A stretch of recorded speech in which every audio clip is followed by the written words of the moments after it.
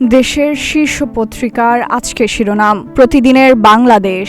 গণপরিবহন চলাচল অর্ধেকে নেমেছে, ঘাতক হামের যেন বিরাম নেই। বাতিল ২ অধ্যাদেশ ঘিরে জমেছে বিতর্ক। প্রথম আলো, হামের প্রাদুর্ভাব আরও ১ মাস থাকতে পারে, লেবাননেও যুদ্ধবিরতি। চুক্তির আশা বাড়ছে ইরান যুক্তরাষ্ট্রের। অকটেনের সরবরাহ ২৫% বাড়ানোর চিন্তা বিপিসির। কালের কণ্ঠ, জ্বালানি সংকটে বাড়ছে লোডশেডিং। জ্বালানি সংকট, প্রধানমন্ত্রীর আহ্বান। রাষ্ট্রীয় আচার অনুষ্ঠানে বাহুল্য বর্জন করুন, মিতব্যয়ী হন। ইরান চুক্তিতে রাজি না হলে যুদ্ধ শুরুর হুঁশিয়ারি যুক্তরাষ্ট্রের। যুগান্তর, স্থানীয় সরকার প্রতিষ্ঠান, দ্রুত নির্বাচন আদায়ের কৌশলে বিরোধী দল। রাজশাহীর দুর্গাপুরে চাঁদা দাবি, বিএনপি কার্যালয়ে আটকে রড হাতুড়ি দিয়ে নির্যাতন।